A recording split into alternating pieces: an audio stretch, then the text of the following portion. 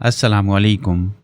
पेशी खिदमत है जुर्म सज़ा और सुराग रसानी की सच्ची कहानियाँ। इंस्पेक्टर अहमद यार खान सीरीज़। मोहब्बत हो तो ऐसी ना हो। वारदात आम किस्म की चोरी ना थी। ये छोटा सा एक कस्बा था जिसकी आबादी की अक्सरियत हिंदुओं की थी। मुसलमान तादाद में कुछ कम तो न थे, लेकिन हिंदुओं की निस्बत कम थे। दरमियाने दर्जे का एक मुसलमान दुकानदार थाने में ये रिपोर्ट लेकर आया कि रात उसके घर में चोरी हो गई है। वारदात की तफसील ये थी कि मियाँ बीवी सेन में सोए हुए थे। उनके अंदाजे के मुताबिक आधी रात को खामंद को कमरे में खटका सुनाई दिया। चांदनी रात थी। वो उठने लगा तो उसे धीमी सी आवाज़ सुनाई दी, खामोशी से लेटे रहो वरना सर खुल जाएगा। एक कुल्हाड़ी उसके सामने आ गई। उसने घबरा कर देखा। एक आदमी जिसके चेहरे और सर पर पगड़ी लिपटी हुई थी खड़ा था। उसने साथ वाली चारपाई की तरफ देखा। उसकी बीवी चित लेटी हुई थी और एक आदमी उसके सरहाने की तरफ खड़ा था। उसके हाथ में लंबा चाकू या खंजर था। उस आदमी ने उसकी बीवी को खामोश कर रखा था। कमरे में लालटेन जल रही थी। दुकानदार ने अपने सर पर खड़े आदमी की मिन्नतें की कि वह बहुत गरीब आदमी है और उसकी हलाल की कमाई को वो उठा के ना ले जाएं। उसे कहा गया कि धीमी आवाज़ में बोलते रहो, अगर ऊंची आवाज़ निकाली तो उसे कत्ल कर दिया जाएगा। दुकानदार को ज़्यादा बोलने का मौका ना मिला। कमरे में से दो आदमी निकले। एक ने एक ट्रंक सर पर उठा रखा था, दूसरे ने उतना ही बड़ा एक ट्रंक कंधे पर और एक सूटकेस हाथ में लटका रखा था। मियाँ बीवी को यह धमकी सुनाई दी, हमारे जाने के बाद भी तुमने ऊंची आवाज़ निकाली तो मारे जाओगे। उन्होंने सेन का दरवाज़ा खोला और निकल गए। दुकानदार ने गला फाड़कर वावेल्ला बर्पा किया, चोर चोर, मारे गए, लूटे गए। उसकी बीवी ने उसके मुंह पर हाथ रखा और बोली, खुदा के लिए चुप रहो, वो आ जाएंगे और हमें कत्ल कर देंगे। खामंद ने दौड़कर सेन के दरवाजे की जंजीर चढ़ा दी और एक बार फिर चिल्लाया, चोर चोर। गली में दौड़ते कदमों की आवाज़ें सुनाई दी और उनके साथ ये ललकार, आ गए आ गए। दुकानदार ने दरवाज़ा खोल दिया। वो चार आदमी थे, सब मुसलमान थे। उनमें से एक ने कहा, उधर जाते देखे हैं। वो सब उधर को दौड़ पड़े। दुकानदार भी साथ गया। ये मोहल्ला कस्बे के बाहर था, यानी यहाँ कस्बा ख़त्म हो जाता था। इसकी गली मैदान में ख़त्म होती थी। वहाँ दरख्त भी थे, वहाँ से घाटी उतरती थी। आगे खुश्क बरसाती नाला था। अगला किनारा घाटी की तरफ था और पथरीला। 200-400 गज आगे फिर दरख्त और आगे खेत। ये इलाका घाटियों और टीलों का था। दुकानदार और चार आदमियों ने चोरों का पीछा किया। चोरों ने वजन उठा रखा था, इसलिए ज़्यादा तेज़ नहीं दौड़ सकते थे। ताक़ुब करने वालों ने घाटी पर जाकर देखा। चांदनी में चोर खुश्क नाले के अगले किनारे पर चढ़ गए थे। उनके पीछे गए और थोड़ी दूर चोरों को जा लिया। उनमें से दो ने ट्रंक उठा रखे थे। उन्हीं में से एक ने सूटकेस भी उठाया हुआ था। उनके दो साथियों के पास कोई सामान नहीं था। वो आगे आगे दौड़े जा रहे थे। ताक़ुब करने वाले जवान और दलेर थे। वो चोरों के करीब पहुंचे तो चोरों को ललकारा। उन्होंने ट्रंक पीछे को फेंके। उनमें से किसी एक की आवाज़ सुनाई दी, सूटकेस ना फेंकना। उनकी रफ्तार तेज़ हो गई और वो निकल गए। सूटकेस साथ ले गए। ताक़ुब करने वाले रुक गए। उनके पीछे चौकीदार भी आ रहा था। उन लोगों ने ट्रंक वहीं पड़े रहने दिए। मोहल्ले के कई और लोग आ गए। उनमें से 3-4 जवान कुल्हाड़ियाँ लाठियों वगैरह से मुसल्ला होकर ट्रंकों के पहरे पर बैठ गए। सुबह अभी धुंधली थी जब दुकानदार, चौकीदार और 2-3 आदमियों के साथ थाने में आया। मैंने दुकानदार से बहुत सी बातें पूछी जो चोरी की वारदात के मुतासरा अफराद से पूछी जाती हैं। असल माल सूटकेस में था। उसमें उसकी बीवी के जेवरात और 4,000 रुपया नकद था। उस ज़माने का 4,000 रुपया आज के 60,000 रुपये के बराबर था। आजकल तो अनपढ़ लोग भी पैसा बैंकों में जमा करा देते हैं। उस दौर में लोग रुपया पैसा घरों में रखते थे। दुकानदार के घर में सिर्फ 2 अफराद थे, वो और उसकी बीवी। घर का तीसरा फर्द उसका बेटा था जो रात गए घर से गैर हाजिर था। उस लड़के की उम्र 17-18 साल थी। ये उनकी वाहिद औलाद थी। लड़के के साथ मेरा कोई ताल्लुक ना था। वो घर में होता तो एक चोर उसके सरहाने खड़ा होकर उसे चुप कराए रखता। मैंने पहली बात ये नोट की कि एक चोर ने कहा था कि सूटकेस ना फेंकना। इससे यह जाहिर हुआ कि चोरों को मालूम था कि सूटकेस में जेवरात और नकदी है। दुकानदार ने बताया कि सूटकेस मुकफ्फल थे। मुझे ख्याल है कि चोरों ने इसे खोलकर नहीं देखा, वरना वो सूटकेस उठाने के बजाय जेवरात और रकम निकालकर पोटली में बांधते और ले जाते। ट्रंकों में कीमती कपड़े थे। उनमें से कुछ लड़के की शादी के लिए थे और कुछ लड़के की माँ के थे। उनके अलावा उनमें कपड़े, तकियों के गुलाफ, चादरें और खेस वगैरह थे। कुदरत को मेरा कड़ा इम्तिहान मंजूर था। मैं मौके वारदात पर जाने के लिए उठने ही लगा था कि आंधी आ गई और इसके साथ मींह बरसने लगा।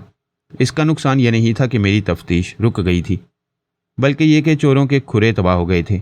आपको कई बार बता चुका हूँ कि सुराग रसानी के लिए खुराक कितनी कारआमद चीज़ होती है। मैं वारदात वाले घर गया। मेरे पूछने पर दुकानदार ने यकीन से बताया कि उसने सोने से पहले सहन के दरवाजे की जंजीर चढ़ाई थी। ये मामूली सा मकान था जिसकी सहन की दीवार तकरीबन 7.5 फुट ऊंची थी। मैंने दीवार को बाहर से देखा। बारिश ने तमाम निशान, अगर कोई थे तो वो धो डाले थे। दीवार थी तो ऊंची, लेकिन चोर इससे भी ऊंची दीवारें फांद जाया करते हैं। मैंने अंदर से भी दीवार देखी। ये ईंटों की दीवार थी, अंदर की तरफ सफ़ेदी की हुई थी। एक जगह मुझे ऐसा निशान नजर आया जैसे ऊपर से उतरने वाले आदमी ने यहाँ पाँव के पंजे रखे और पंजों की रगड़ दीवार पर लगी। इस निशान को बारिश ने मिटाने की बजाय वाजे कर दिया था। पुलिस का एक कांस्टेबल भी जानता है कि मुजरिम एक से ज़्यादा हूँ तो ऐसी दीवार किस तरह फांदी जाती है। बाहर एक आदमी दीवार के साथ पीठ लगाकर खड़ा हुआ, दूसरा आदमी उसके कंधों पर चढ़ गया और दीवार पर जाकर अंदर को इस तरह उतरा कि ऊपर दीवार पकड़ी और दीवार पर पाँव के पंजे जमाकर उतर गया। उसने सेन के दरवाजे के अंदर से जंजीर खोल दी और बाकी साथी अंदर चले गए। कमरे में जाकर देखा, एक बड़ा कमरा और उसके साथ 2 छोटे कमरे थे। ये कोठरियाँ सी थीं। इनमें से एक में ट्रंक, 2 चारपाइयाँ और कुछ और सामान पड़ा था। जो ट्रंक उठाए गए वो एक ट्रंक के नीचे रखे थे। सूटकेस रजाइयों और गद्दों वाली पेटी के अंदर एक रजाई के नीचे रखा था। पेटी को ताला नहीं लगा हुआ था। इससे ये वाज़ेह हो गया कि चोर घर के भेदी थे। उन्हें मालूम था कि उनके मतलब का माल कहाँ पड़ा है। ट्रंकों के नीचे से वो उठाए गए जिनमें कीमती पार चाँद थे और सूटकेस वो उठाया गया जिसमें जेवरात थे। हालांकि ये पेटी के अंदर एक रजाई की तह में रखा था। चोरों में से कोई एक घर का भेदी था। उन्होंने वारदात उस रात की जिस रात दुकानदार का जवान बेटा घर में नहीं था। वो होता तो शायद कुछ मुकाबला करता। मैंने दुकानदार और उसकी बीवी को बिठा लिया। दुकानदार गोल मटोल और ठिगना सा आदमी था और उसकी बीवी लंबे कद, बड़े अच्छे रंग और दिलकश नक्शो निगार की औरत थी। मैंने तफ्तीश से हटकर सोचा कि इनके वालिदैन ने क्या जोड़ मिलाया है। मैंने ये भी देखा कि औरत, जिसकी उम्र 35 साल के लगभग होगी, बातूनी और बिला वजह बोलने वाली तो नहीं लगती थी, लेकिन मैं जो सवाल उसके खामंद से पूछता उसका जवाब वही देती और खामंद उसकी तायद में सर हिला देता या कह देता, हाँ हजूर ऐसे ही है। इससे मैंने ये राय कायम की कि आदमी खासा बुद्धू है और बीवी उस पर छाई हुई है। बहरहाल ये मियाँ बीवी का मामला था। वारदात के साथ इसका कोई ताल्लुक नहीं।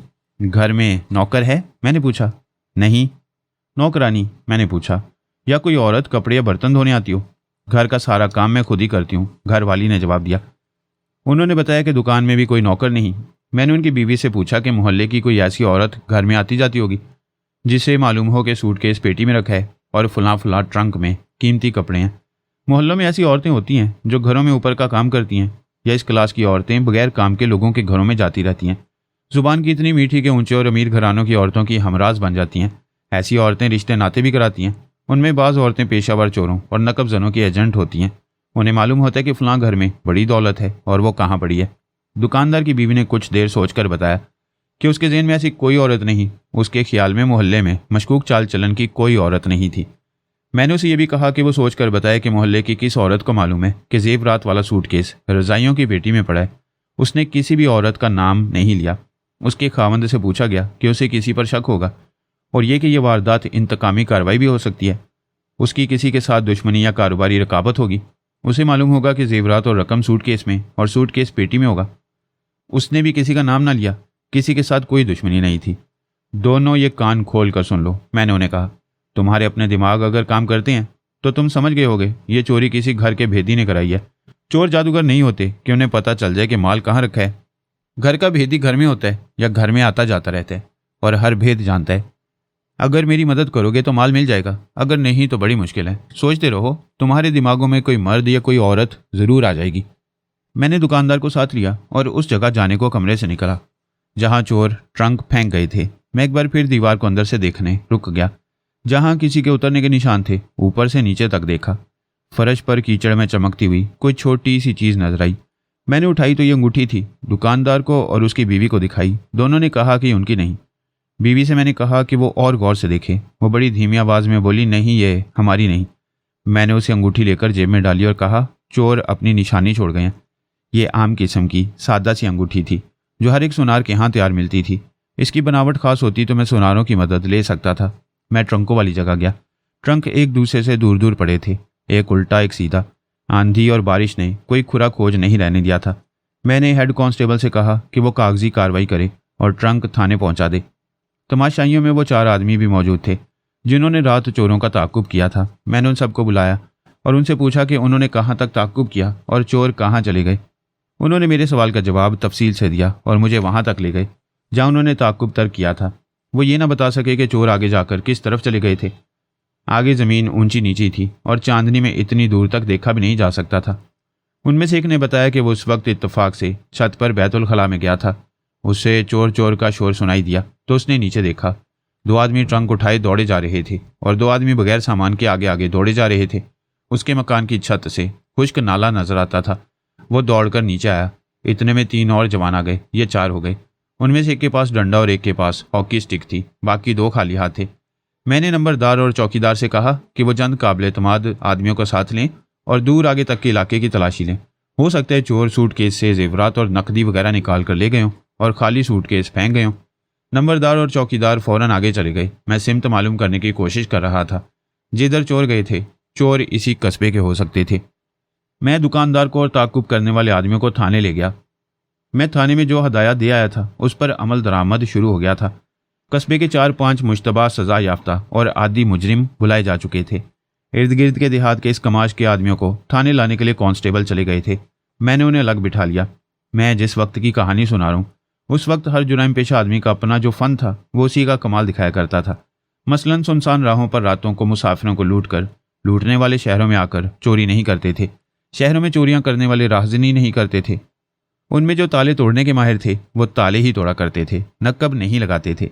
नक्कब एक अलग फन था। हर चोर नक्कब नहीं लगाता था क्योंकि यह हर किसी के बस की बात नहीं थी। थानों में इन लोगों का रिकॉर्ड इतना मुकम्मल होता था कि हमें किसी वारदात की सुराग रसानी में मुश्किल पेश नहीं आती थी। हम तरीके वारदात से समझ जाते थे कि ये फलां का काम है।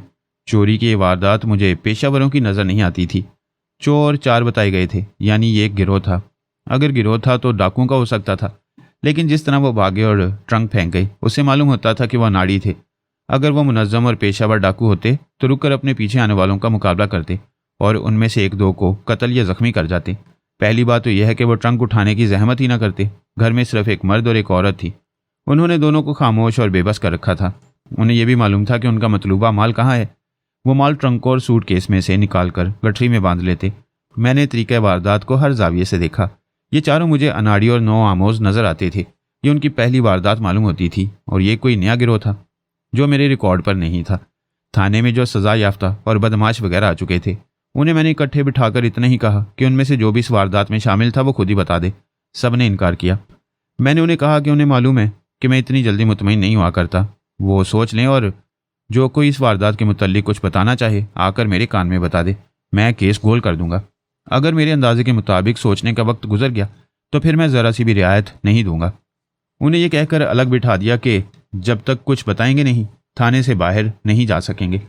ताक्कुब करने वालों को इस हदायत के साथ छुट्टी दे दी कि वो किसी से जिक्र न करें कि उन्होंने क्या बयान दिया है और मैं उनसे क्या कुछ पूछता रहूं, और ये कि वो हर वक्त घर में मौजूद रहें। मैंने उनकी हौसला अफजाई भी की। 3-4 दिन और रातें जुराइम पेशा आदमियों के साथ झकझक होती रही। उनमें से हर एक के साथ हमारा रवैया और पूछगिछ का तरीका मुख्तलिफ हुआ करता। बाज़ के साथ ज़ुबानी बातें होती और बाज़ लातों के भूत होते हैं, और उनमें से 1-2 ऐसे भी होते थे जिनके साथ हम काम की मालूमात के एवज़ सौदाबाजी भी कर लिया करते थे। इन लोगों की जहानत औसत दर्जे की पुलिस इंस्पेक्टर जितनी होती थी। उनमें से बाज़ सुराग रसानी के भी माहिर होते थे, वकालत के गुर भी जानते थे। मैंने उनमें से सख्त जान अफराद को अपने ASI और एक हेड कांस्टेबल के हवाले कर दिया जो ज़हीन और उस्ताद थे। उन्हें अपने पास रखा। अगर मैं आपको ये सुनाने लगूं कि हर एक से हमने क्या पूछा, उन्होंने क्या क्या जवाब दिए और मैंने उन जवाबों से कितने काबिल कबूल समझे और क्यों, तो ये कहानी कभी ख़त्म नहीं होगी। मुख्तसर यह कि उनमें से बाज़ उस्तादों ने मेरी इस राय की तस्दीक कर दी कि चोरों में से कोई घर का भेदी है और घर का भेदी उनके साथ नहीं था, वह मोहल्ले का कोई फ़र्द हो सकते। मेरी राय तो ये भी थी कि वारदात किसी उस्ताद की नहीं। उन जुराइम पेशा उस्तादों में से 2 मेरे मोतमद थे।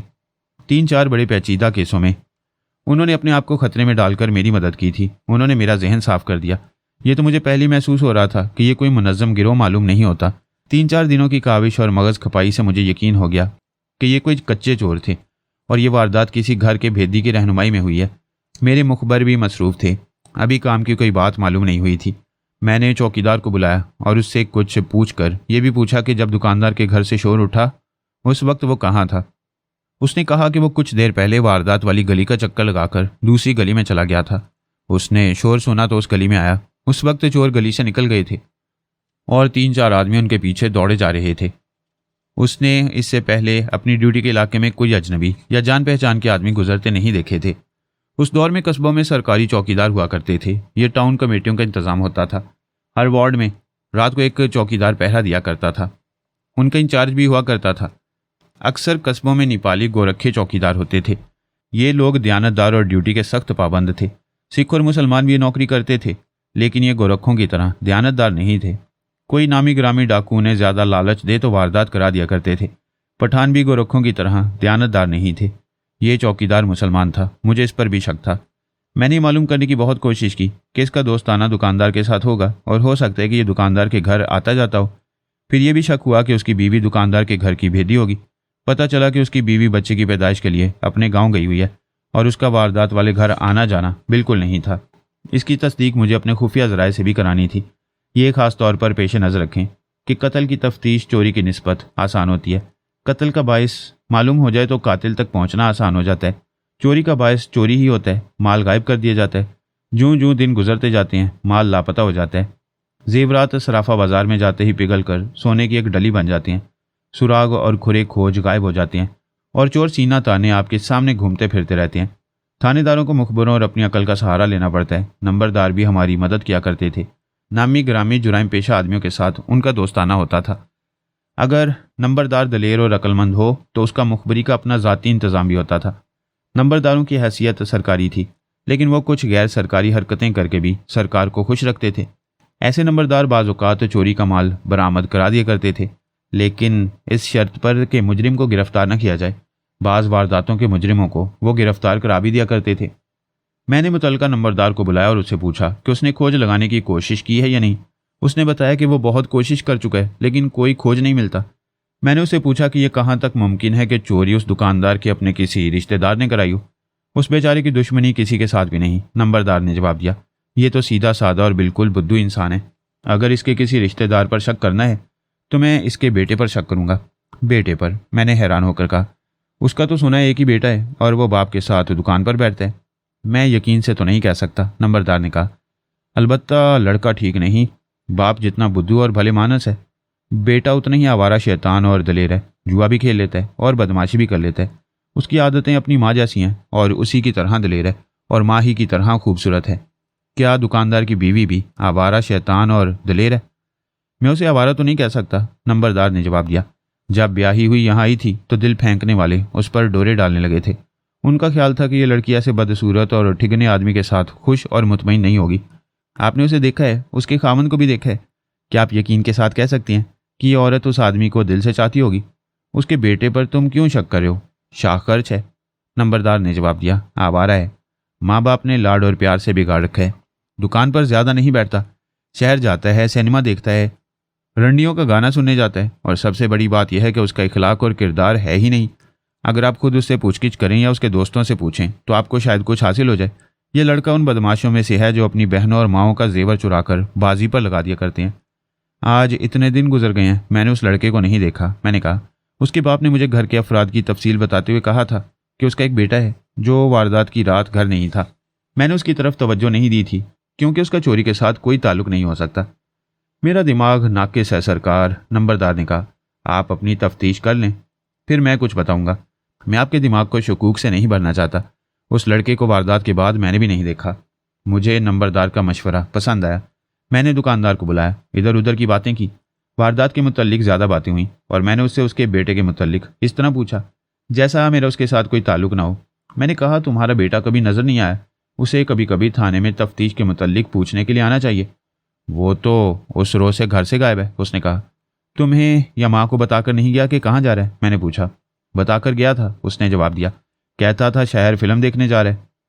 हफ्ते में 1-2 दफ़ा शहर अपने दोस्तों के साथ फिल्म देखने ज़रूर जाता है। तुमने उसके दोस्तों से पूछा नहीं कि वो वापस क्यों नहीं आया? पूछा था, उसने जवाब दिया। वो सच्ची बात नहीं बताते। कहते हैं कि शब्बीर उनके साथ नहीं गया, कभी कहते हैं कि अकेला गया था। तुमने उन पर कोई शक नहीं किया? नहीं, उसने जवाब दिया। वो दिल्ली सैर सपाटे के लिए चला गया होगा। उसके दोस्त मुझसे छुपाते हैं। पहले कभी दिल्ली गया था? 2 बार गया था, उसने जवाब दिया। लेकिन दोनों मर्तबा बताकर गया था। अब उसने ना मुझे बताया ना अपनी माँ को। उसकी माँ तो बहुत परेशान होगी, मैंने कहा। ना जी, उसने ये कहकर मुझे हैरान कर दिया। उसकी माँ बिल्कुल परेशान नहीं। मैंने उसे कहा था कि मैं थाने में रिपोर्ट दर्ज करा देता हूँ कि मेरा बेटा लापता है और उसके दोस्त मुझे सच्ची बात नहीं बताते। उसकी माँ ने मुझे थाने जाने से मना किया और बोली कि बच्चा तो नहीं, घूम फिर कर आ जाएगा। मैं ये सुनकर हैरान भी हुआ और परेशान भी कि इकलौते बेटे की इतनी लंबी गैर हाजिरी पर माँ परेशान नहीं थी और उसने अपने खामंद से ये भी कहा कि वो थाने रिपोर्ट ना करे। मुझे ये ख्याल भी आया कि मैं जब तफ्तीश के लिए उनके घर गया था तो माँ ने बेटे का जिक्र तक नहीं किया था। वो परेशान होती तो मुझे ज़रूर बताती कि गुज़िश्ता रात उसका बेटा घर नहीं आया। अब तो 8-10 दिन गुजर गए थे। वारदात चोरी की थी। एक आम जहन का आदमी तस्लीम नहीं कर सकता कि घर वाली और उसके बेटे ने अपने ही घर चोरी कराई होगी। ये तो कभी सुनने में नहीं आता कि मियाँ बीवी आपस में खुश नहीं। बीवी ने कुछ रकम या अपने जेवरात अपने माँ बाप के घर पहुंचा दिए और वावेला बर्पा कर दिया कि कोई चुरा कर ले गया। बाज का आमद अपनी बीवियों के जेवरात की कोई चीज़ इधर उधर करके बीवियों पर इल्ज़ाम आयद किया कर देते थे कि अपने माँ बाप को दे आई है। ये सब तलाक लेने देने के बहाने होते थे। हमारे मुआशरे में अब भी ऐसा ही होता है, मगर अपने घर में इस तरह चोरी कराना जिस तरह इस घर में हुई आम इंसान के लिए काबिल कबूल नहीं हो सकती। मेरा जहन आम शहरी का नहीं, पुलिस ऑफिसर का दिमाग था। इंसानी फितरत को नफ्सियात के आलिम समझ सकती हैं या पुलिस ऑफिसर, बशर्ते कि वो अपनी सरकारी ट्रेनिंग और तफ्तीश का सबक पढ़ाने वाली किताबों से हटकर अपनी फहम व फरासत इस्तेमाल करे। मेरे सामने जो सूरत हाल आ गई थी, इसे समझने के लिए मुझे अपने मुशाहिदात, तजुर्बात और अकल की ज़रूरत थी। मैं तो तिनकों के सहारे ढूंढ रहा था। यहाँ मुझे मदारियों जैसे करतब दिखाने थे। तुम्हारी बीवी अपने बेटे की गैर हाजिरी पर परेशान नहीं? मैंने दुकानदार से कहा। तुम इससे क्या समझे हो कि वो क्यों परेशान नहीं? वो अपनी माँ को बताकर गया होगा, उसने कहा। लड़के पर ज़्यादा असर तुम्हारा है या तुम्हारी बीवी का? माँ की ज़्यादा सुनता है, उसने जवाब दिया। मेरी कम ही सुनता है। शायद उसकी माँ भी तुम्हारी कम ही सुनती है, मैंने कहा। और मेरा ख्याल है कि माँ बेटा तुम्हारे काबू में नहीं। मैंने उसे ज़रा चक्कर देने के लिए कहा।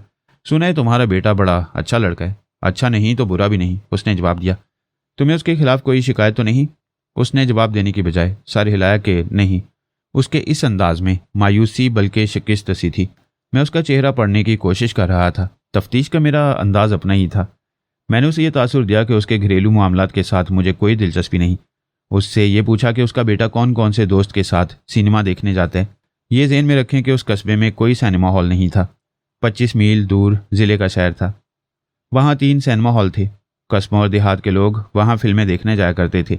लड़के के बाप ने 2 लड़कों के नाम बता दिए। मैंने दुकानदार को फारिग कर दिया और उन दोनों लड़कों को थाने बुलाने का इंतज़ाम किया। दोनों 17-18 साल की उम्र के मुसलमान लड़के थे। उनमें से एक मेरे लिए अजनबी नहीं था। वो चोरों का ताक़ुब करने वालों में से था। मेरे साथ बहुत देर तक रहा था। उन दोनों की घबराहट कुदरती थी, ख़ास तौर पर उसके लिए जो पहली बार थाने आया था। उनके साथ उनके बाप भी आ गए। मैंने बापों को तसल्ली दी कि उनके बेटों को मुश्तबा नहीं बिठाया जा रहा, उनसे कुछ मालूम करना है। जनाबे वाला, एक के बाप ने कहा, मैंने अपने बेटे को 100 बार मना किया था कि उस लड़के का साथ छोड़ दो, लेकिन लड़के वाले हमारी बात कब सुनती हैं? आप क्यों अपने बेटे को उसकी दोस्ती से रोकते हैं? मैंने कहा। कोई एक बात हो तो बताएं जनाबे वाला, उसने जवाब दिया। कौन सी बदी है जो उस लड़के शब्बीर में नहीं? बाप बेचारा लाचार होकर बैठ गया। बेटा माँ के कब्जे में और माँ ने बेटे को शहजादा बना रखा है। लड़के की माँ कैसी औरत है? मैंने पूछा। सुना है चाल चलन की ऐसी वैसी है। बातें तो बहुत मशहूर हैं, लेकिन सच्ची एक भी ना हो शायद, उसने जवाब दिया। खूबसूरत औरत है, इसलिए बदनाम हो गई है। सुना है अपने गाँव में उसका किसी के साथ दोस्ताना है। अक्सर गाँव गई रहती है। बेटे को भी साथ ले जाती है। लेकिन जनाबे वाला, मैं यकीन के साथ कुछ नहीं कहता।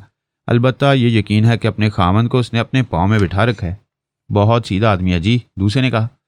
मैंने उनसे कुछ मालूमात हासिल कर ली और उन्हें दिलासा दिया कि वो अपने लड़कों के मुतल्लिक बेफिक्र रहें और घरों को चले जाएं। उन्हें जल्दी घर भेज दिया जाएगा। उन्हें रुखसत करके मैं लड़कों के पास आया। उनके दिलों से थाने का खौफ निकाला और एक लड़के को मैं अपने दफ्तर में ले गया। उससे पूछा कि वो शब्बीर दुकानदार के बेटे के साथ फिल्म देखने जाया करता था। उसने हाँ में जवाब दिया। फिर उसने ये भी बताया कि उसकी और दूसरे लड़के की जो बाहर बैठा हुआ था शब्बीर के साथ गहरी दोस्ती है। शब्बीर उन दोनों को कभी कभी शहर फिल्म दिखाने के लिए ले जाया करता था। मैंने उस लड़के से कहा कि वो मुझसे कुछ छुपाने की कोशिश ना करे। उसने कुछ भी ना छुपाया। उसे बाहर भेजकर दूसरे लड़के को बुलाया और उसे कहा कि उसका दोस्त शब्बीर की सारी बातें सुना गया, अब वो सुनाए। मैंने उसे ये भी कहा कि वो कुछ भी ना छुपाए और वो कुछ छुपा सकेगा भी नहीं। उसने अपने दोस्त के बयान की तायद कर दी। उन दोनों जवानों ने एक ही जैसी बातें बताईं। उनके अंदर जो बातें रह गई थीं वो मैंने अपनी उस्तादी से निकाल ली। उनका इख्तसार यह है कि शब्बीर अय्याश तबीयत का नौजवान था। उसके दोनों दोस्त उसके हमराज थे। वो चोरी छुपे सिगरेट पीता था।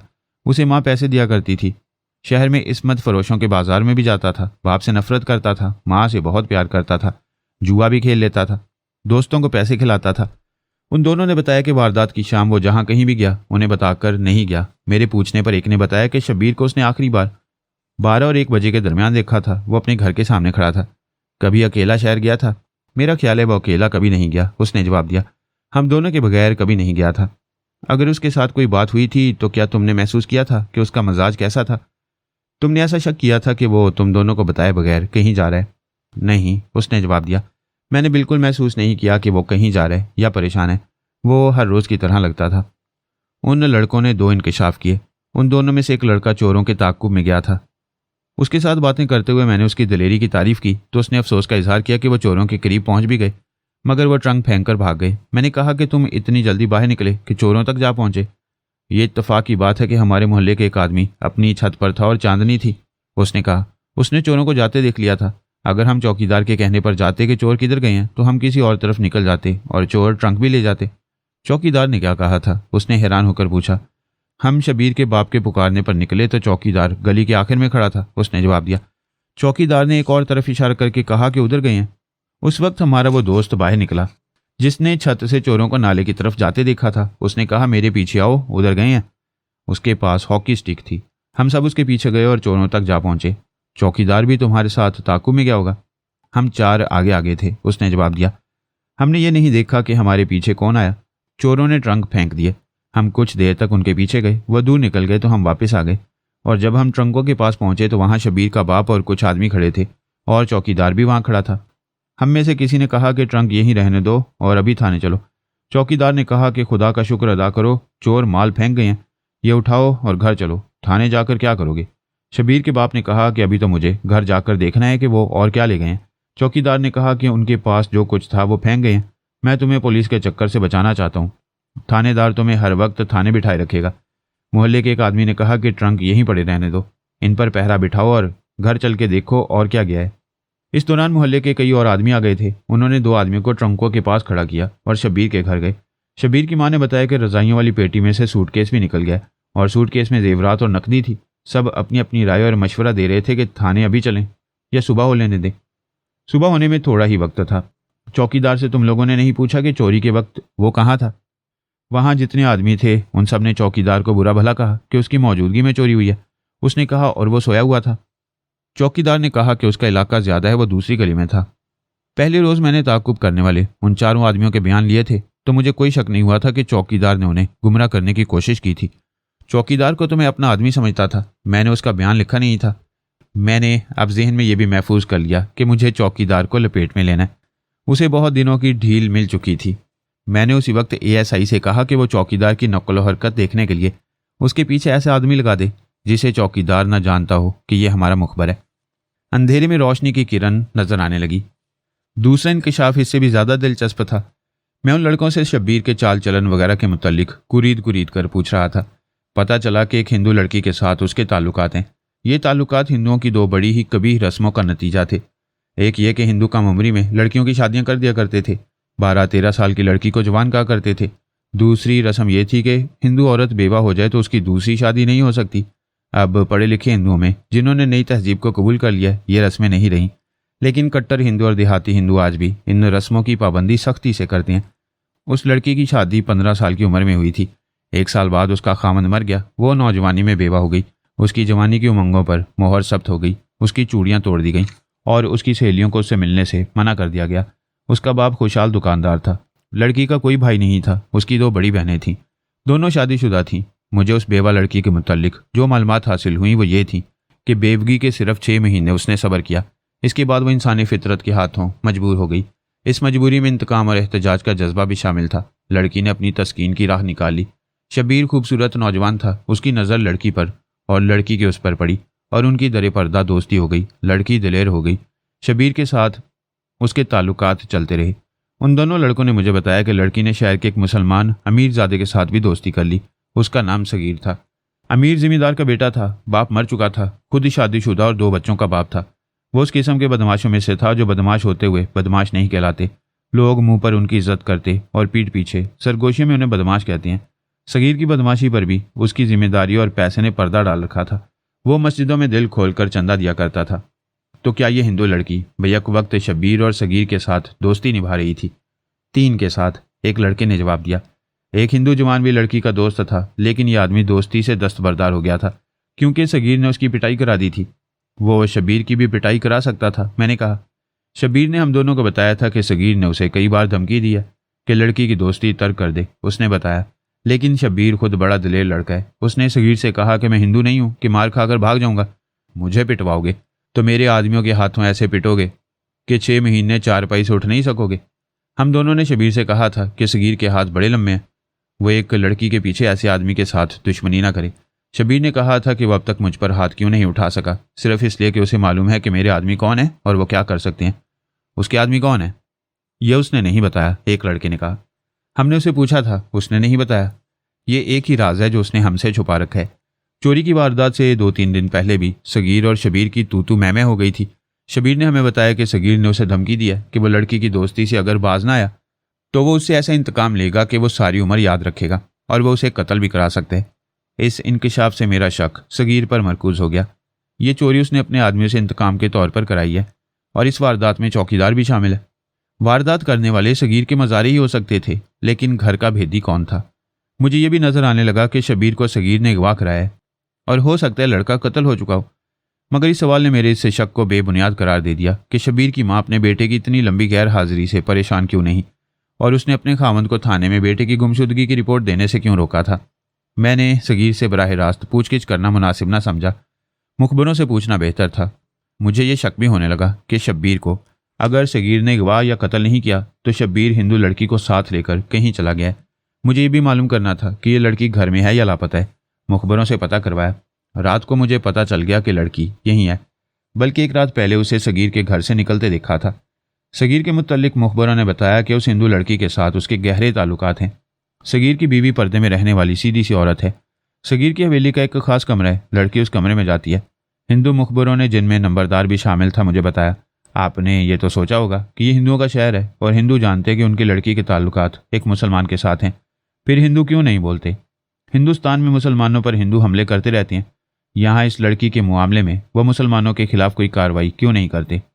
इसकी एक वजह है, केसरी बेवा लड़की। उसके बाप को अपनी जाति के लोगों ने बताया था कि उसकी बेटी 2 मुसलमानों से मिलती मिलाई है और मामला गड़बड़ है। बाप ने केसरी को रोका तो बेटी उस पर और अपनी माँ पर टूट पड़ी। उसने उनकी बेइज्जती की और यहाँ तक कह गई कि इस उम्र में तुम मेरी चूड़ियाँ तोड़कर मुझे घर में कैद कर लोगे। हमारे मोहल्ले ने लड़की की वाही तबाही सुनी। उसने माँ बाप को धमकी दी कि उसे घूमने फिरने से रोका गया तो वो उन दोनों में से किसी मुसलमान के साथ घर से भाग जाएगी। और जनाब, उसने एक रोज़ अपने माँ बाप से ये भी कह दिया कि मुझे ज़्यादा परेशान करोगे तो मैं दिल्ली के बाजार में जा बैठूंगी। उसे परेशान किया जाता रहा होगा। मैंने कहा, सिर्फ परेशान नहीं जनाब, मुखबर ने जवाब दिया। ये मामला मंदिर तक पहुंचा। हमारे पंडित जी ने कहा कि लड़की को मंदिर में भेज दिया जाए ताकि उसे गंगा जल से पवित्र किया जाए और उसके दिमाग से मुसलमानों की दोस्ती निकाल दी जाए। लड़की मंदिर में गई। दूसरे दिन उसने घर में तूफान खड़ा कर दिया। आप शायद जानते होंगे कि ये पंडित अंदर से क्या है। उस पंडित ने पहले दिन ही लड़की पर अपनी नीयत जाहिर कर दी। मीरा ये हिंदू पंडित का नाम था। जवारी और चरसी था। हिंदुओं की जिंदगी के ढके छुपे गोशों से वाकिफ था। भगवान से नहीं डरता था। वो वैसे ही था जैसे मुसलमान जुराइम पेशा बराए नाम मुसलमान होते हैं। केसरी को पंडित ने मंदिर में बुलाया तो वो तासु लेकर आई कि पंडित जी महाराज शबीर और सगीर की कमाश के ही आदमी है। उसने घर आकर बहुत शोर शराबा किया। मुखबर के कहने के मुताबिक पंडित ने यह मशवरा भी दिया कि लड़की को हरिद्वार भेज दिया जाए, जहां जवान बेवा लड़कियों को तन्हाई की जिंदगी गुजारने के लिए रखा जाता है। इस मौका पर लड़की ने कहा था कि वो दिल्ली के बाजार में जा बैठेगी। वो चूड़ियाँ पहनती है, जेवर भी उसने नहीं उतारा और बेवाओं की तरह सफ़ेद और मैला कपड़ा कबूल नहीं करती। शबीर के दोस्तों ने मुझे बताया कि लड़की तोहफों और पैसों की शौकीन है और शबीर उसे दोनों चीज़ें देता रहता है। मुखबर ने वसूख से बताया कि केसरी घर में है। मेरा ख्याल था कि शबीर उसे साथ लेकर कहीं गायब हो गया, लेकिन यह मेरा मसला नहीं था। मुझे किसी लड़के की गुमशुदगी की रिपोर्ट नहीं दी गई थी और ऐसी रिपोर्ट भी मेरे पास नहीं आई कि शबीर और सगीर नाम के 2 मुसलमान एक हिंदू बेवा को वर्गलाते और उसे ख़राब करते हैं।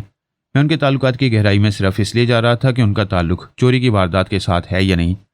अलबत्ता शबीर की गुमशुदगी मेरे लिए काबिल गौर थी। मुझे ये ख्याल भी आ रहा था कि चोरी अलग वारदात होगी और शबीर का अगवा और शायद कत्ल अलग वारदात। मुझे कुछ ऐसा शक भी होने लगा था कि शबीर को हिंदुओं ने ही गायब ना कर दिया हो और यह भी मुमकिन था कि चोरी उन्होंने ही कराई हो। सगीर के भी केसरी के साथ ताल्लुकात थे। हिंदुओं का रद्द अमल मालूम करने के लिए मैंने सगीर से बात करना मुनासिब समझा। उसी वक्त उसे थाने लाने के लिए एक कांस्टेबल भेज दिया। सगीर बड़े रौब से थाने में आया। मैंने उसका रौब कायम रखा और बड़े एहतराम से उसे जहन नशीन करा दिया कि उसके रौब पर थाने का रौब गालिब रहेगा। मैंने केसरी की बात छेड़ दी और उसे यह तासुर दिया कि यह कोई जुर्म नहीं। मैंने हिंदुओं को बुरा भला कहा और सगीर से पूछा कि हिंदुओं का रद्द-ए-अमल क्या है। आप ये बात किस सिलसिले में पूछ रहे हैं? उसने पूछा। तुम जानते हो कि मुसलमानों के मोहल्ले में एक घर में चोरी हो गई है। मैंने कहा। यह चोरी किसी घर के भेदी ने कराई है और यह चोरी इंतकामी कार्रवाई मालूम होती है और मुझे शक है कि हिंदुओं ने कराई है। तुम जानते हो कि केसरी के साथ शबीर की भी दोस्ती है। मैं ये मालूम करना चाहता हूँ कि हिंदुओं ने तुम्हें कभी उस लड़की से ना मिलने के लिए कहा है या कभी धमकी दी है? हिंदू अगर मुझे धमकी देते तो आपके पास 2-3 जख्मी हिंदू आते और मैं आपकी हवालात में होता, उसने जवाब दिया। और एक हिंदू रईस से शहर का नाम लेकर कहा। उसने मुझे 2-3 बार कहा था कि इस लड़की की बदकारी की वजह से शहर के तमाम हिंदुओं की बेइज्जती हो रही है और मैं उससे ताल्लुकात तोड़ लूँ। मैंने उसे हर बार एक ही जवाब दिया कि जिस रोज़ हिंदू मुझे उस लड़की को वरगलाना या उसके दरवाजे पर खड़ा और उसे अपने साथ ले जाता देख लें, उसी रोज़ मुझे कत्ल कर दें। लड़की खुद मेरे घर आती है, मैं अपनी ज़मीन पर जाता हूँ तो कभी कभी वहाँ भी पहुँच जाती है। इसके बाद उन्होंने मेरे साथ कोई बात नहीं की। शबीर के साथ हिंदुओं का रवैया कैसा था मैं साफ अल्फाज में कुछ नहीं बता सकता, उसने कहा, क्योंकि मैं कुछ नहीं जानता। एक बात याद आती है, एक बार 3 हिंदुओं ने मुझे दोस्ताना लहजे में यही बात कही थी जो ये हिंदू रईस मुझे कह चुका था। मैंने उन हिंदुओं से कहा कि तुम्हारी लड़की की दोस्ती सिर्फ मेरे साथ नहीं, तुम्हारी लड़की और तवाइफों में ये फ़र्क है कि ये अपने घर में है, बाजार में नहीं जा बैठी। मैंने हिंदुओं से कहा कि ये मेरा कमाल है कि मैंने केसरी के बहुत से याराने तोड़ दिए हैं, सिर्फ शबीर रह गया, उसे लड़की छोड़ना नहीं चाहती। एक हिंदू ने कहा उसे हम संभालेंगे, यह लड़का इस शहर से भाग जाएगा। मैंने शबीर से कह दिया था कि तुम मेरे हाथ से बच गए तो हिंदू तुम्हें नहीं छोड़ेंगे, लेकिन लड़का दिलेर है, ना मुझसे कभी डरा ना हिंदुओं से। तुमने केसरी से भी कहा होगा कि वो शबीर से ना मिला करे।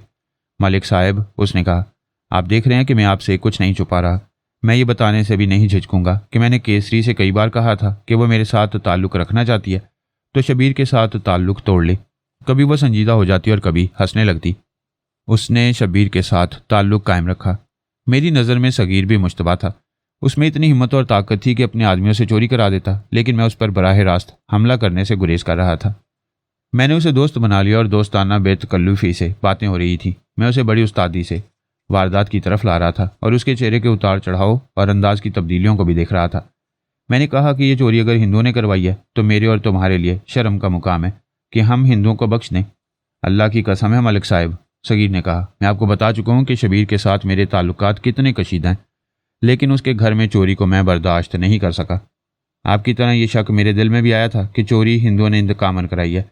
मैं उन लड़कों से मिल चुका हूँ जो चोरों के पीछे गए थे। मुझे यह भी पता चला है कि चौकीदार ने उन्हें किसी दूसरे रास्ते पर डालने की कोशिश की थी।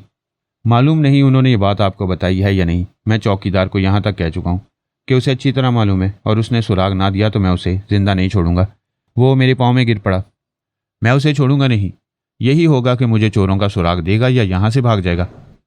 ये सुनकर मुझे फिक्र हुआ कि यह शख्स चौकीदार को भगा देगा। चौकीदार तो मेरा मुश्तबा नंबर 1 बन चुका था। इसके साथ ये तस्कीन हुई कि यह वारदात सगीर ने नहीं कराई। सगीर भाई, मैंने उसे कहा, चौकीदार को भगाना देना। उसे मैंने जानबूझकर ढील दे रखी है। उसके साथ अब बात करनी छोड़ दो। उससे ला ताल्लुक़ हो जाओ, मैं खुद उसे घेरूंगा। वो दरअसल है ही मेरे घेरे में। मैंने ये बात तो कह दी, लेकिन मुझे तासुफ होने लगा कि सगीर को मैंने इस राज में शरीक करके गलती की है। हो सकता है चौकीदार उसी का आदमी हो। मैंने उसे और ज़्यादा हवा देनी शुरू कर दी और ये देखने लगा कि सगीर कहाँ तक सच बोल रहा है। मुझे यकीन सा होने लगा था कि वो जो कुछ कह रहा है सच कह रहा है। ताहम मैं मोहतात रहा और उसके दिल से बात निकालने की कोशिश करता रहा। शब्बीर के मुतल्लिक कुछ बता सकते हो कि कहाँ गायब हो गया? मैंने पूछा। मेरा ख्याल था कि वो केसरी को कहीं भगा ले गया है। केसरी यहीं है, सगीर ने जवाब दिया। परसों रात मेरे पास आई थी। शब्बीर के मुतल्लिक मैं कुछ नहीं बता सकता। उस लड़के को देखकर मुझे कभी कभी अफसोस हुआ करता है। इतना खूबसूरत लड़का जो दिलेर भी है तबाह हो गया है। उसका बाप बहुत सीधा साधा आदमी है। मैंने सुना है लड़के को माँ ने बिगाड़ा है। मैंने पूछा, माँ कैसी औरत है? मैं आपको एक बात सुना देता हूँ, सगीर ने जवाब दिया। आप खुद राय कायम कर लें कि वो कैसी औरत है। मैं उसे बहुत अच्छी औरत कहा करता हूँ क्योंकि वो जिसे चाहती है उसके साथ पूरी वफादारी कर रही है। सगीर भाई, मैंने उसे कहा, दिल से ये निकाल कर बात करना कि शबीर के साथ तुम्हारी दुश्मनी है।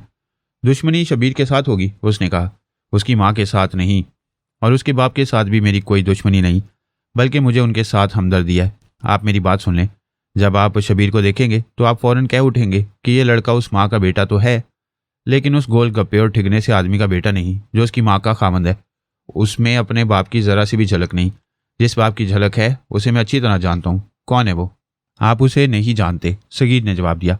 वो मेरी तरह जागीरदार का बेटा है, बल्कि उसकी ज़मीन मुझसे ज़्यादा है, रुपए पैसे में भी मुझसे ज़्यादा ताकत रखता है। बहुत खूबसूरत आदमी है और दिल गुर्दे वाला मर्द है। जैसी खूबसूरत जमीला शबीर की माँ है, वैसा ही खूबसूरत वहाब है। उसके अपनी बीवी से जो बच्चे हैं वो भी शबीर की तरह खूबसूरत हैं। ये किस्सा मुझे यूं पता चला कि जमीला ब्याही हुई, यहाँ आई तो उसने पर्दा ना किया। ये 17-18 साल पहले की बात है। उस वक्त मेरी उम्र 18-19 साल थी और मेरी शादी हो चुकी थी। जमीला का दुल्हा उस वक्त भी ऐसा ही था जैसा अब है, भद्दा, बदसूरत, काला रंग और पेट बड़ा हुआ। ये जोड़ बरादरी ने मिलाया था। हमने जमीला को देखा तो उसकी खूबसूरती ने हैरान कर दिया। मैं उस वक्त आज की निस्बत ज़रा ज़्यादा ही शहजादा हुआ करता था। ये मुमकिन नज़र नहीं आता था कि लड़की इस आदमी के साथ खुश रह सकेगी। यूं मालूम होता था जैसे ये किसी नवाब की बेटी है। मैं अपने आप को नवाब का बेटा समझा करता था। मैंने जमीला तक रसाई हासिल करने की कोशिशें शुरू कर दी। उसे आते जाते इशारे किए, एक औरत को पैगाम रसाने के लिए इस्तेमाल किया, तोहफे भेजे, सोने की अंगूठी भेजी, मगर उसने मुझे कबूल ना किया। उसकी शादी के अभी 8 महीने पूरे नहीं हुए थे कि शब्बीर पैदा हुआ। मशहूर हो गया कि जमीला ये बच्चा अपने गांव से लाई थी। इससे मुझे यकीन हो गया कि जमीला शरीफ लड़की नहीं। मैं और ज़्यादा उसके पीछे पड़ गया। 2-2.5 साल गुजर गए। वो मेरी बेताबी और मिन्नत समाजत और तोहफ़ों से इतनी मुतासिर हुई कि एक रोज़ मेरी उससे मुलाकात हो गई। ये हमारी पहली मुलाकात थी और आप सुनकर हैरान होंगे कि उसने मुझे पैगाम भेजा कि मैं उसे खेतों में फुलना जगह मिलूँ। मैं तो ऐसे गया जैसे सर के बल जाते हैं, मगर उसने बातें की तो मुझे अपनी मर्दानगी, जवानी और दौलत पर जो नाज था उस पर हौस पड़ गई। सगीर ने मुझे बड़ी लंबी बात सुनाई थी। मैं इसे मुख्तसर करके सुनाता हूँ। जमीला ने उसे कहा कि मैं मानती हूँ कि तुम खूबसूरत जवान हो और मेरा खामन किसी पहलू से मेरे लिए काबिल कबूल नहीं है। वो मेरी रूहानी और जिस्मानी तस्कीन के काबिल भी नहीं। अगर तुम मेरे खामंद होते तो मुझे खुशी होती। तुमने मुझे बहुत कीमती तोहफे भेजे हैं जो मैं वापस करती रही। मुझे मालूम है कि तुम इस शहर के अमीर जिम्मेदार के बेटे हो और तुम अपने दुश्मनों को घुटनों बिठा सकते हो, लेकिन मैं तुम्हें कबूल नहीं कर सकती। मैंने जिसके साथ वफा का वादा किया था उसके साथ वफा कर रही हूँ, उसे धोखा नहीं दूंगी। सगीर ने उसे पूछा कि वो कौन है, तो उसने अपने गांव के एक आदमी का नाम लेकर कहा कि मैं उसके साथ शादी करना चाहती थी, लेकिन माँ बाप नहीं मानते थे। हम एक दूसरे को दिलो जान से चाहते थे। मेरी मंगनी दूसरे आदमी के साथ कर दी गई। तुम मुझे जो जी में कह लो। मैंने जिसे अपना खामंद बनाने की ख्वाहिश की थी उसे दरे पर्दा अपना खामंद बना लिया। मेरे उस बच्चे का बाप वही है, उसकी भी शादी हो गई। मैं अपने गाँव अपने माँ बाप से मिलने नहीं, उसे मिलने जाया करती थी। जमीला ने सगीर से कहा कि उस आदमी के माँ बाप को पता चल गया। उन्होंने मेरे माँ बाप की बेइज्जती की और बेटे को अपनी उस जागीर में भेज दिया जो उसके बाप को सरकार की तरफ से मिली हुई है। उसका बाप फौज में रिसालदार था। बहुत सी ज़मीन उनकी अपनी थी। 2 मुरब्बे सरकार ने दे दिए। अब हम मिल नहीं सकते। किसी रोज़ तो मिलेंगे। मैं दिल से तुम्हारी कदर करती हूँ। मैंने तुम्हें धुतकारा नहीं, तुम्हारी इज्जत की है। तुम मेरी इज्जत करो। सगीर फिर भी उसे पैगाम भेजता रहा और जमीला उसे बड़े अच्छे अंदाज से टालती रही। वक्त गुजरता गया। सगीर की तवज्जो अपनी बीवी से हटी रही और उसके 2 बच्चे पैदा हो गए। 15-16 साल गुजर गए और वो वक्त आया कि केसरी के मामले में जमीला का बेटा उसका रकीब बन गया। चोरी की वारदात से 2-2.5 माह पहले की बात है कि एक बड़ा वजी आदमी मुझे मिलने आया। सगीर ने कहा मेरी उम्र का ही था, आला किस्म के घोड़े पर सवार था। उसने कहा मेरा नाम वहाब है। मुझे याद आ गया, जमीला उसी को चाहती थी और यही जमीला के बेटे शब्बीर का बाप था। चेहरा दिल नशीं था और उस पर मर्दों वाला वकार भी था। खुदा गवाह है, मेरे दिल ने तस्लीम कर लिया कि जमीला का खामंद ये आदमी होना चाहिए था। मैं उसे मुअज़्ज़ज़ मेहमानों की तरह अंदर ले गया और नौकर को बुलाकर उसे कहा कि ठंडा दूध ले आए। वहाब ने मुस्कुराकर कहा मुझे दूध ना पिलाओ सगीर दोस्त, मैं जो ही बात करूंगा तुम मेरे दुश्मन बन जाओगे। मैंने कहा मैं जानता हूँ तुम यहाँ क्यों आए हो। खुलकर बात करो और बात करने से पहले ही सुन लो कि जमीला तुम्हारी है। वह हंस पड़ा और हाथ मेरी तरफ बढ़ाकर बोला तुम राजपूत की औलाद हो। मैं तुम्हें देखने आया था कि जमीला का दिल अपनी तरफ खींचने वाला कौन है। मैंने उसका हाथ अपने हाथ में ले लिया। उसने बताया कि वो 14 साल बाद अपने गांव वापस आया है। वो तकरीबन 200 मील दूर बाप के हुक्म से जागीर पर आए। इस दौरान वो गांव आता रहा, मगर साल में 1-2 दफ़ा, और भी वो 1-1, 2-2 दिनों के लिए। इस दौरान उस पर बाप की बड़ी सख्त निगरानी होती थी। मैंने चूंकि उसका हाथ थामकर उसे दोस्ती का यकीन दिला दिया था, इसलिए उसने मुझसे कुछ भी ना छुपाया। उसने मुझे वही बातें बताईं जो जमीला मुझे कई साल पहले बता चुकी थी। मैंने जमीला को बेहया नहीं दलेर समझा। उसने मुझ पर ऐसा तासुर पैदा किया था कि उसकी पूजा करने को जी चाहता था। यही असर था जिसके तहत मैं उसे मिलने की कोशिश करता रहा। अब वहाब ने भी उसी दलेरी से बात की तो मैं जमीला से और ज़्यादा मुतासिर हुआ और मैंने बड़ी अच्छी तरह महसूस कर लिया कि मैं इस आदमी की जगह नहीं ले सकता और मैं जो उसके पीछे पड़ा रहा हूँ बहुत बड़ी गलत फहमी में मुब्तला रहा हूँ। सगीर ने बड़ी लंबी कहानी शुरू कर दी थी कभी तो मुझे ये ख्याल आता कि मेरा वक्त ज़ाया हो रहा है और मैं दूसरों के इश्क व मोहब्बत से लुत्फ़ उठा रहा हूँ। कभी मुझे यूँ लगता जैसे सगीर की कहानी अहम और वाज़ेह सुराग दे रही है। ऐसा मुझे उस वक्त महसूस हुआ था जब मुझे सगीर की कहानी सुनते सुनते याद आ गया था कि जमीला ने अपने खावंद को रोका था कि वह अपने बेटे की गुमशुदगी की रिपोर्ट थाने ना दे। मुझे अचानक याद आया कि जमीला के खावंद ने पहले रोज़ मुझे बयान देते हुए बताया था कि जब चोर घर से सामान उठाकर निकले तो उसने शोर मचाया था और जमीला ने उसके मुंह पर हाथ रख लिया था। बेशक जमीला ने यह भी कहा था कि शोर ना करो वरना चोर वापस आकर कत्ल कर देंगे। ये कुदरती बात है कि औरत देख रही हो कि उसका सारा जेवर जा रहा है और उसका घर लुट गया है तो खामोश नहीं रह सकती। लेकिन सोचने वाली बात यह थी कि कोई औरत खुद अपने घर चोरी करा सकती है। आम ज़हन का आदमी यही कहेगा कि नहीं, मगर मेरे सामने 2 वाक़यात ऐसे हो चुके थे जिनमें 2 औरतों ने अपने घर खामंदों से नफरत के तहत लुटा दिए। मेरे सामने जमीला का किरदार निखरता आ रहा था, उसके बेटे का बाप भी सामने आ गया और ये मुझे एक अनोखी मोहब्बत की वारदात दिखाई देने लगी। मैंने सगीर को बोलने से ना रोका। उस पर जज्बात का गलबा था और वह अजीब सी कैफियत में कहानी सुना रहा था। मैं जमीला से इतना मुतासिर था कि केसरी के मामले में शबीर की जगह कोई और होता तो मैं उसका बहुत बुरा हाल करता। सगीर ने कहा, मुझे आप नहीं जानते, शहर के लोग जानते हैं। अब मैं आपको दिल की हर एक बात बता रहा हूँ तो ये भी बता देता हूँ कि मैंने शबीर को धमकियाँ ज़रूर दी थी लेकिन मैं अमलन कुछ नहीं करना चाहता था क्योंकि वो जमीला का बेटा था। तुम वहाब की बातें सुना रहे थे, मैंने कहा। उसने तुम्हें क्या कहा? उसने मुझे बताया कि उसका बाप मर गया है और अब उसे गांव में आने और जमीला से मिलने से कोई नहीं रोक सकता। अब उसने अपने बाप की जगह ले लिया। उसने 14-15 साल कैद काटी है। अब वो और जमीला जवान नहीं रहे लेकिन उनकी मोहब्बत जवान है। उसे कैद में रखने का हुक्म बाप ने दिया था। वो बड़ा जाबिर आदमी था। वहाब उसे डरता भी था और उसकी बहुत इज्जत करता था। बाप ने इतनी जागीर उसके नाम कर दी थी। बाप की तो वो इज्जत करता था इसलिए उसके हुक्म का पाबंद रहा। उसे गुस्सा अपनी बीवी पर था जो उसी पर हुक्म चलाती रही है और बाज़ औक़ात वो उसके साथ इस तरह बात करती थी जैसे वहाब उसका ज़रे खरीद गुलाम हो। वहाब ने मुझे बताया कि उसकी बीवी ने उसे यह भी कहा था कि अब देखूंगी तुम जमीला से किस तरह मिलते हो। बाप के मरने के बाद वहाब आज़ाद हो गया। वह बाप की वफ़ात पर अपने गाँव आया। जमीला शहर में थी। वहाब ने उसे पैगाम भेजा कि बाप फौत हो गया है। जमीला इतला मिलते ही गाँव गई और बहुत सारा वक्त वहाब के घर गुजारा। वो 7-8 रोज़ अपने घर रही और वहाब से तन्हाई में मिलती रही। जमीला ने वहाब की मोहब्बत को जिंदा रखा हुआ था। उसने वहाब से कहा कि वो उसे जो भी हुक्म देगा वो मानेगी। वहाब ने कहा कि हुक्म यही है कि अपने खावंद से तलाक लेकर आ जाओ। वहाब ने अपनी बीवी को तलाक देने का फैसला कर लिया था। जमीला ने तलाक लेने का वादा कर लिया।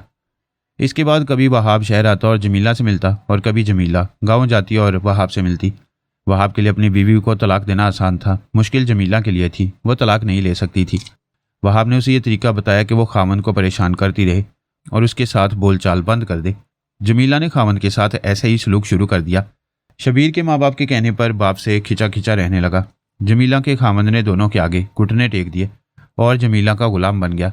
आखिर उसने तंग आकर जमीला के माँ बाप से जा शिकायत की। माँ बाप ने शहर आकर जमीला को बुरा भला कहा लेकिन जमीला पर कुछ असर न हुआ। वहाब ने मुझे कहा कि जमीला ने उसे बताया कि शहर में सगीर नाम का एक जिम्मेदार है जो उसे परेशान करता रहता है और तोहफे और पैगाम भेजता है। वहाब को बहुत गुस्सा आया। वो मुझे जमीला का ख्याल ज़हन से निकाल देने के लिए कहने आया था कि तुम हिंदुओं की बेवा लड़की और जमीला को एक जैसी समझते हो। जमीला ने उसे बता दिया कि केसरी के साथ मेरे ताल्लुकात हैं। वहाब ने कहा जमीला का खामंद मर गया तो वो बेवा नहीं होगी।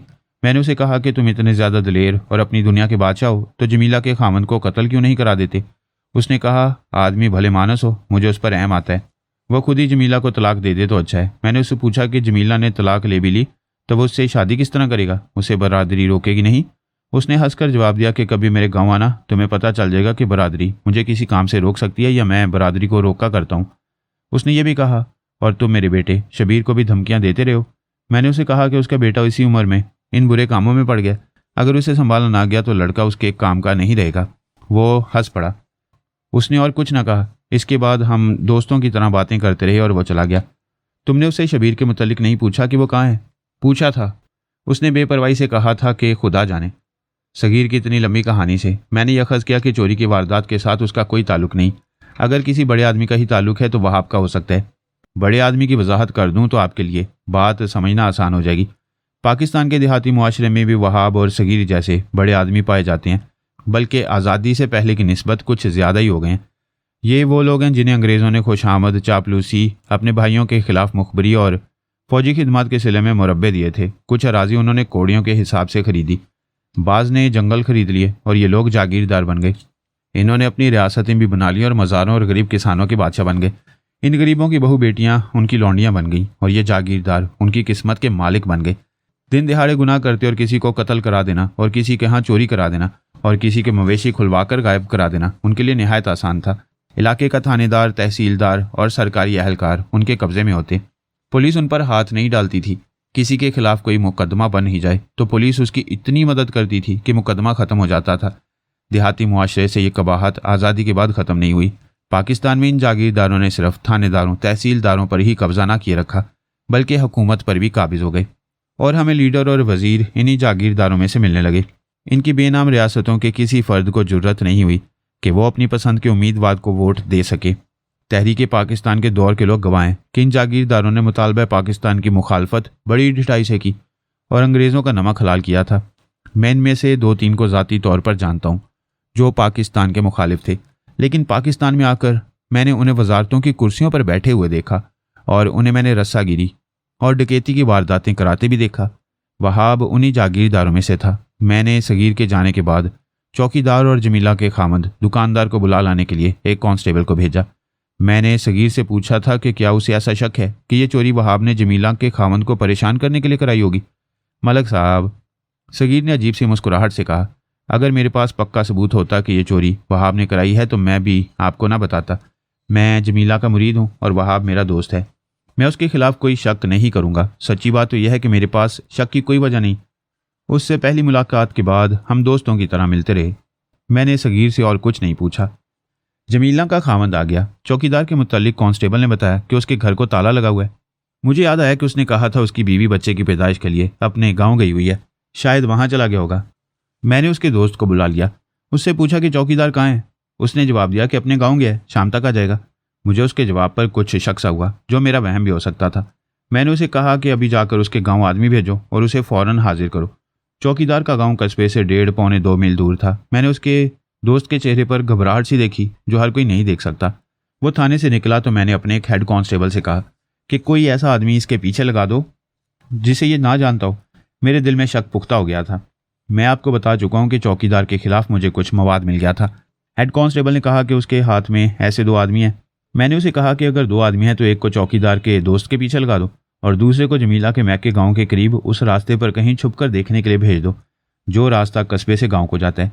आपको याद रहना चाहिए कि जमीला और वहाब एक ही गाँव के रहने वाले थे। मैं कोई जादूगर नहीं था। ये पुलिस की एक छठी हिस्स होती है और तजुर्बा रोशनी दिखाते हैं। पुलिस ऑफिसर फ़र्ज का दयानतदार हो तो अंधेरे में भी उसे रास्ता मिल जाता है। कई तीर हवा में ही चलाए जाते हैं, उनमें से एक भी निशाने पर जा लगे तो मसला हल हो जाता है। मुझे वहम हो गया था कि चौकीदार वहाब के गाँव गया है।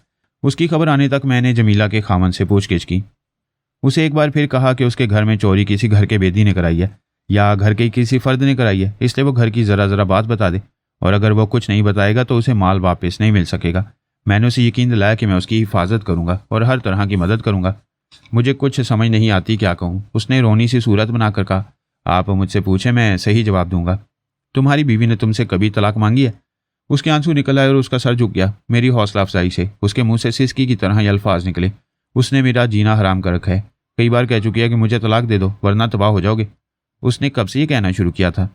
उसने जो जवाब दिया उससे मैंने हिसाब किया। वहाब जब से जागीर से गाँव आया था जमीला ने अपने खामंद के साथ ये सलूक शुरू कर दिया था।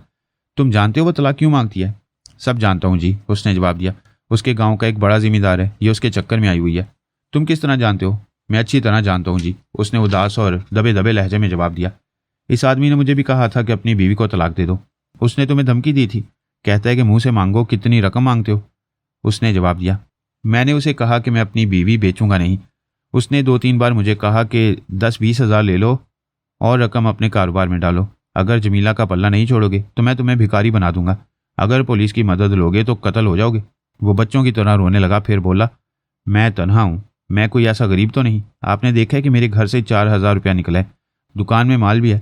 मेरी मजबूरी यह है कि मैं अकेला हूँ, इतने बड़े जिम्मेदार से टक्कर नहीं ले सकता। मैं तो टक्कर ले सकता हूँ, मैंने कहा। मैं तुम्हारी बेइज्जती का इंतकाम लूँगा, खुलकर बात करो। खुलकर क्या बात करूँ? वो जैसे फट पड़ा, उसके आंसू बह रहे थे। जानदार आवाज़ में कहने लगा, वहाब मेरे घर आकर मेरी बीवी का खामन बना रहा है। मुझ पर जुल्म यह किया गया है कि जमीला ने मुझे बताया कि आज वो आया था और सारा दिन मेरे पास गुजार गया है।